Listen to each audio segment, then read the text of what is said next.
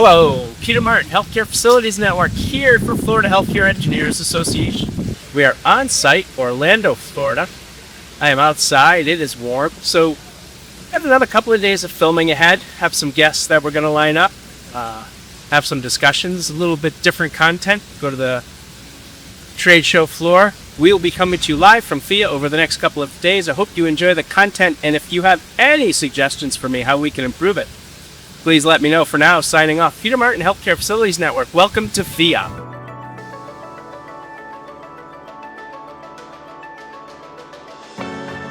There's a major crisis facing healthcare facilities management.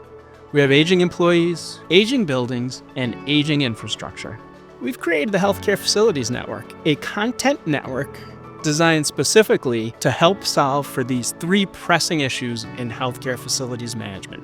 We bring on thought leaders and experts from across healthcare facilities management, all the way from the C-suite to the technician level, because at the end of the day, we're all invested in solving the aging issue. Thanks for tuning in. Look at our videos. You will find that as a theme across our content.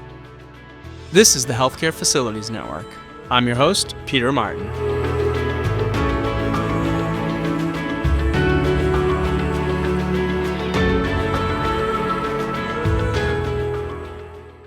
Quick update. Number one, I hope you like seeing the sights and sounds of FHEA.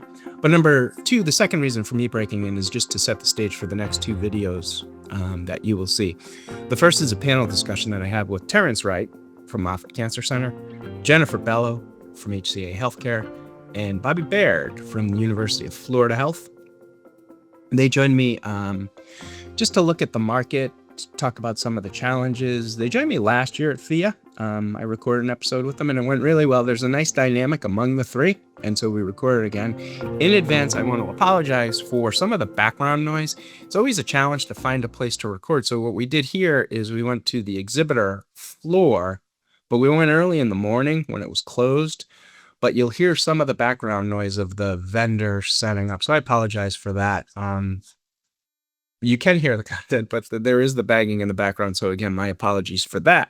So that's the first video you'll see. The second is with Mike Neely from Baycare Health down in the Tampa area. And on the west coast of Florida, we talk about some of the employment challenges. I had a good conversation with Mike at FHEA last year in 2025.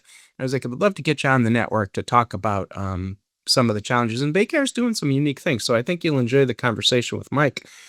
Both the panel discussion and the Mike conversation, I cut it down to 3 minutes, but they're going to be released as longer episodes in the full length coming up in the coming weeks. So please be on the lookout for that. But for now, enjoy.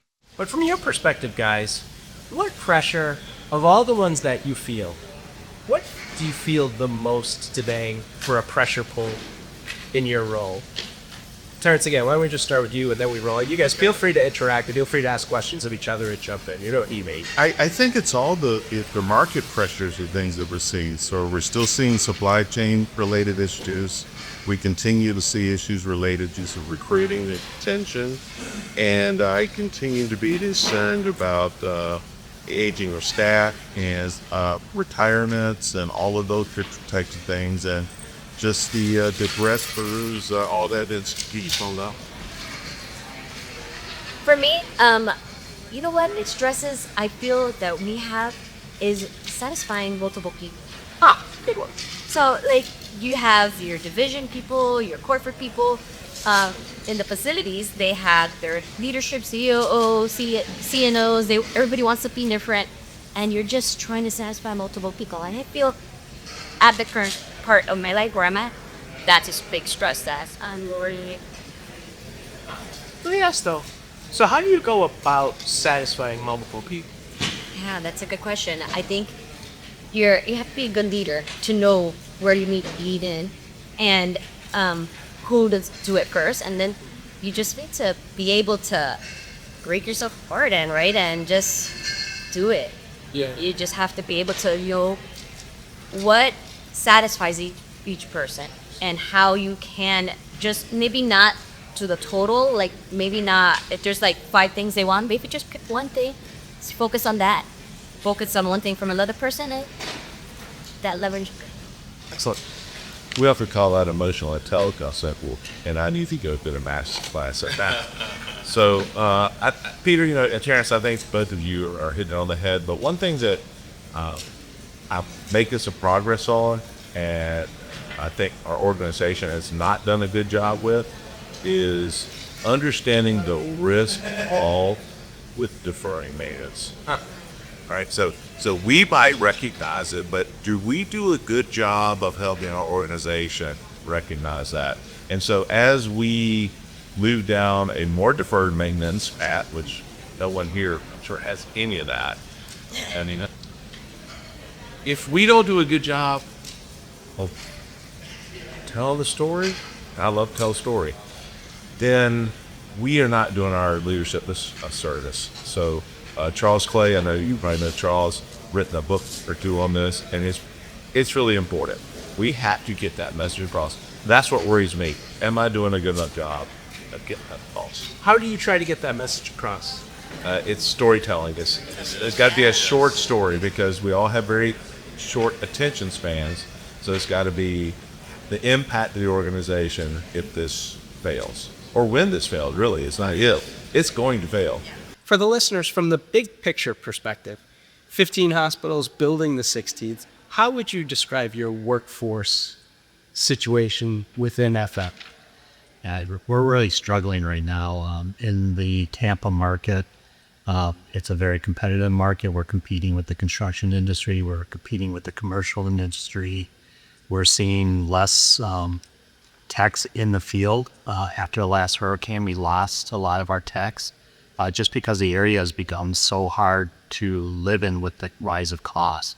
So we're seeing a lot of our techs choose to move more north to states where maybe car insurance is cheaper, housing is cheaper, insurance for housing is cheaper. So we've struggled on all fronts. We're losing them to competitors, and then we're losing them just for the economic reasons as well. It's a really interesting answer, Mike. I never really thought of, because I'm from the Boston area, from the north. We have a high cost of living. Everybody knows that. And but you guys are losing it to so Georgia, South Carolina, North Carolina? Yeah, Mississippi, Alabama, Tennessee. Wow. And, I should have asked you this, and you mentioned it. So you guys are located in the Tampa area, and so you're on the more on the west coast of Florida. Correct. Right. Central part of the state, west coast. Okay. So when you try to keep your folks, when they tell you you're leaving, are you able to you get in the same ballpark, or is it non-competitive at this point? Yeah, it's really not competitive. Our wage scales are not competitive with construction industry or the commercial. We do rebound though. We do get some of them back because some of the guys leave for the commercial industries. Take HVAC, for example. They're in a truck all day long, 8 hours driving. And they have a route they have to do. So some of them are leaving at 5 a.m., not getting home to 8, 9, 10 o'clock at night, and then starting all over. So after a couple months of that, we get some of them back saying, you know what, working in a hospital where it's Monday through Friday. Yep. And I know my schedule. I know when I'm going to be there. Yeah, once in a while I get called. It's very appealing, especially to those with younger kids. So we lose them, and then some come back. But most of the time we can't. If someone really wants to leave, we can't compete. Yeah. That's very interesting, too, because I used to find that when I was doing the recruiting, you'd be looking for, like, those mid-career guys, maybe like 38 to 50. Maybe they have the young kids. They've made some money in the trades. Now they want the stability. But everybody's looking for them. Exactly. And there's not exactly a ton of them out there. No. Peter Martin here from the trade show floor at the FHEA conference. Trade show opens up in a couple hours. It's Monday midday. Lots of activity. FHEA is a big show. Was it Tapham? Tapham was a big one. NEHE's was a big one. This one is too. I'm gonna flip the camera around so you get a sense for the exhibitor space. It doesn't exactly rival ASHI, but it is a big local conference. The reason you're seeing me pop into the middle of this video is because I wanted to make sure that we didn't lose the statistic. At one of the presentations, a gentleman said that 46% of healthcare dollars are spent on artificial intelligence, or AI. Huge number. Maybe do a double take. Now, I want to look that up and confirm it, and I would encourage you to do the same. That's a massive number, and you know, we can't escape it, folks. AI continues to be a huge theme at every presentation and around the conference. So we're going to be covering that a little bit more because you just can't escape it. We need to find ways to use it to our best effect. So I want to get on there quickly. We'll talk to you later. Thanks for viewing. So Peter Martin here on the trade show floor at FHEA with Taylor Benet of HexModal. Taylor, who are you? Hello. Hi. I am Taylor Benet, and I am the Director of Business Development here at HexModal. Excellent. Taylor, first, before we talk a little bit about HexModal, talk to me a little bit about FHEA. What do you get from these trade shows that you guys attend all over the country? Great question. I'm going to tell you my favorite part of being a part of FHEA. It's the same thing as what I get out of it, but being a part of FHEA is this network. Every single day, you get to meet and talk to people that are on the floor in their healthcare facility, finding problems. What can technology be used for? What can it not be used for? And then my job is to take it back to our engineering team, be like, hey, these are the real struggles that healthcare facility teams are having, and then have their intelligent brains work on something to help automate and make their lives easier. So I told Taylor that this is a short, and she really brought up two great things within 20 seconds, and we're actually going to be talking to HexModal at a later date, but let's focus on one of the interesting things before we roll tape. Taylor was talking about technology development and how that occurs. Taylor, talk a little bit about technology development and what might people not know about developing technology. The not know for technology development is truly how long it takes. So let me show you something for a second. Absolutely. If I'm showing you, you see something like this, you're gonna think, very simple. I've seen this before. It reads the temperature, it displays it right here. But when I hear about the hurdles that healthcare facilities are having, which is infrastructure, I don't have the funds to hardwire something into my facility. I don't have the power of labor or the field staff to then install it, or I don't want to go through IT because of how many security risks we have. So something as simple like this, what HexModal has done instead is it's battery operated. And not only is it battery operated that where you could just plug and play, put it on the wall, and it can start reading immediately, it then transmits the data that's reading on here, the temperature, through a radio frequency. So it's scrambling that radio frequency, the temperature here, then reconfiguring that data together, sending it up through the cloud through cellular data to a website. And on that website, you can see it looks pretty. You're like, great, I can read the temperature instantly. That took 2 years to invent solely because if you're having a screen that's on 24/7, that's going to drain a lot of battery. If you like this video, please like and subscribe to the network. And more importantly, share it with your colleagues in the healthcare industry. Together, we can solve the aging crisis that's impacting all of us.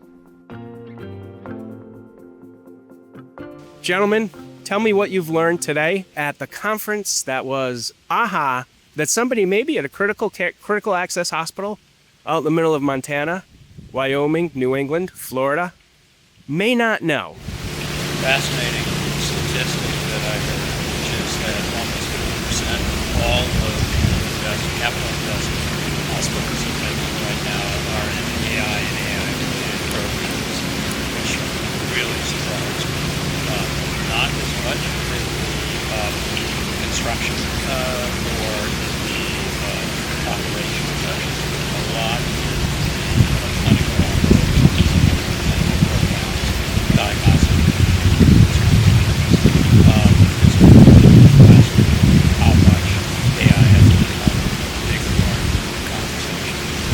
The trend, at least even from last year, is that it seems like there's a more broad acceptance that AI is coming in, and it's going to be more and more part of the facilities management world. The data has been a big undertone today. You know, the ability to aggregate data, to use data to help make improvements in systems has been a trend and a focus at each one of the panel discussions we've been in, which I think is incredible. And I think we're going to continue to see that. you know, not to belabor the point, you both mentioned AI.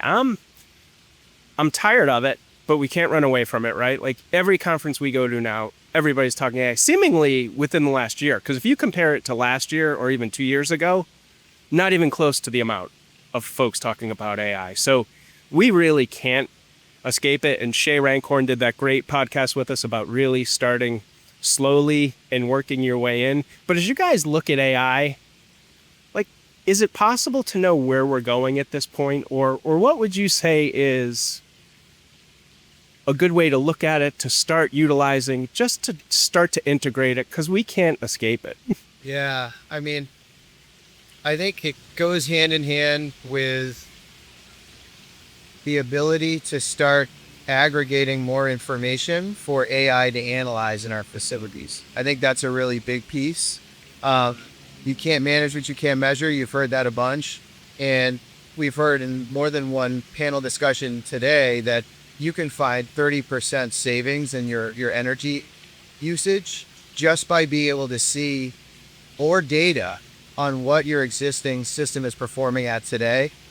So Peter Martin here from FHEA, day 2 on the conference floor, on the vendor floor. We're a little bit outside. I'm here with my guest, Jim Peterkin. Jim, thank you for joining. Jim, who are you? What do you do? And what are your thoughts about FHEA so far? So, Jim Peterkin, Senior Fire Protection Engineer with TLC in Erie, longtime ASHI member, ASHI fellow. And I'm here speaking at FHEA today on NFPA 101. FHEA is a great group, chapter of ASHI. It's a unique chapter. I guess there's a couple of them like it, but that's a whole state chapter, Florida Healthcare Engineering Association, FHEA, and it's broken up into regions, which then have monthly meetings on their own at different regions, and then twice a year they get together in spring and the fall to do a statewide conference. And this is the spring conference, which is great.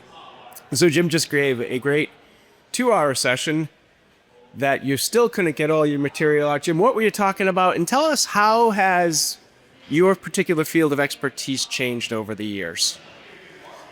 So I was here doing a presentation on NFPA 101, high safety code, 2-hour presentation, which in one sense, 1 hour would have been good because I could have just given an overview. 2 hour, I need to dive deeper, but it's not enough to cover the whole code. So it was kind of a tough one, and we ran out of time. We didn't get all the way through, but covered a lot of material. I think it was my main focus was trying to teach the structure of the code, how maneuver through the code. If you know the structure, it makes things a lot easier to find. One person came up to me and was like, "Oh my gosh, that was like so informative. I wish I'd known that years ago." I was like, "You made my day," because that was my focus. So that was good. And my role has changed. I've been in healthcare now for over 30 years, involved in NFPA for over 20 years, involved in trying to change the codes positively for healthcare. Just expertise level grows as the more work in the field, the more expertise you get. Jim, let me ask a question. Relative to codes, how can people help? Because codes is obviously a huge issue. How can people assist? How can they get involved? Well, certainly if you're passionate about codes, you can certainly get involved. Even if you just want to make public inputs, public comments on your own, anybody can do that. If you ever need any assistance, reach out to ASHI or Chad, BE, or the sales. We can help. Or you can get involved in ASHI or NFPA codes and standards. There's a healthcare section of NFPA. Invite people to join us. We're always looking for more volunteers. But that's the best way to get involved. And there's times when ASHI's puts a call out for, hey, we need information for a code committee that's trying to gather data, because the best way to change codes is to show the data, as opposed to coming up with change on the blue. We can come in and show the numbers. Hey, this is what we're showing. This is what we're seeing. The committee's much more receptive if we can show them the data. Jim Peterkin, TLC Engineering, thank you for your time this morning. Anytime. Thanks, Peter. So, Peter Martin returning. This is the end of day 1, and I thank John Crouch for joining me. We're not here to do a day 1 wrap-up. John, before we get to what we're talking about, though, can you introduce yourself, please? Certainly. I'm John Crouch. I'm the Administrative Director of Engineering at Advent Health Tampa Hospital. And I've been in the healthcare industry as a facilities leader for 23 years. now.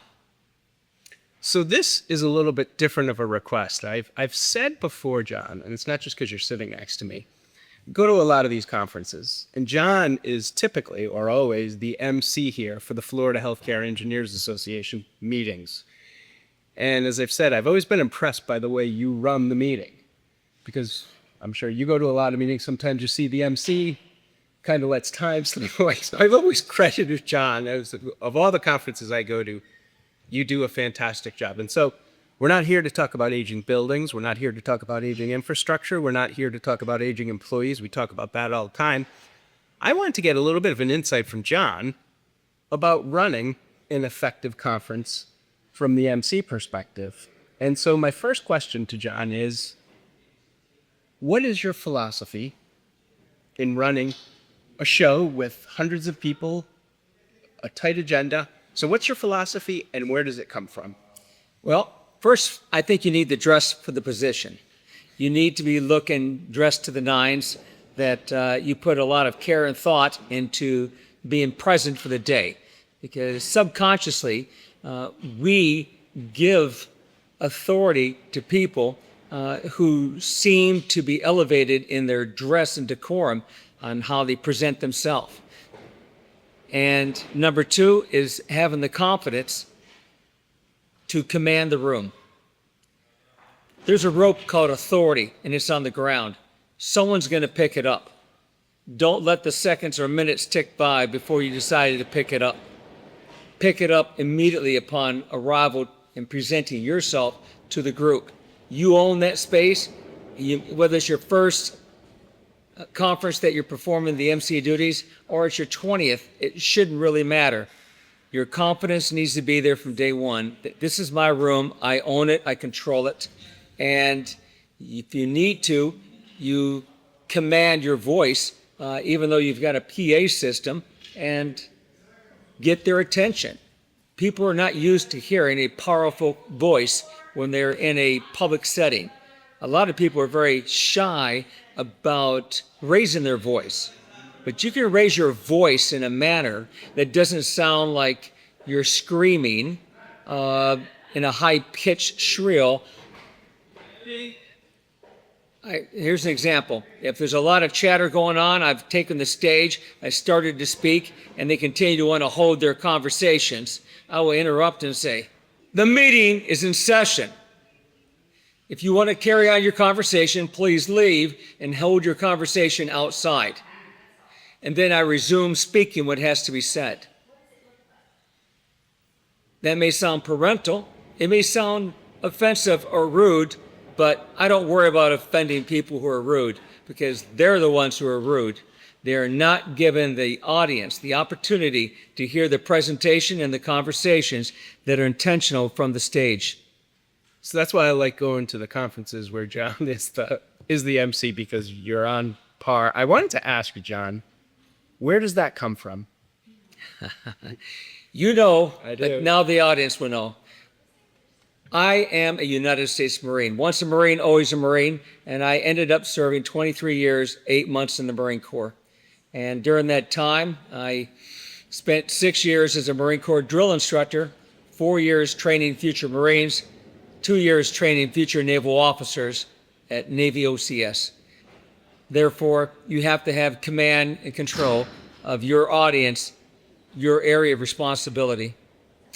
So I would say two things. Number one, if you don't follow John Crouch on LinkedIn, do. Especially if you like leadership, history. John, you're a frequent poster on LinkedIn.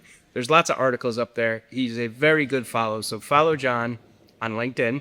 And then I told John that I would only keep him 10 minutes because he has to run to the trade show floor to see the vendors. Last question to John, and you kind of hit on it, talking about the chatter. But is there a difficult situation you recall from a conference where you had to play the heavy? And how do people react to that? I guess more importantly, what's the reaction from folks when you raise your voice or you tell them, don't be rude? People aren't used to that these days.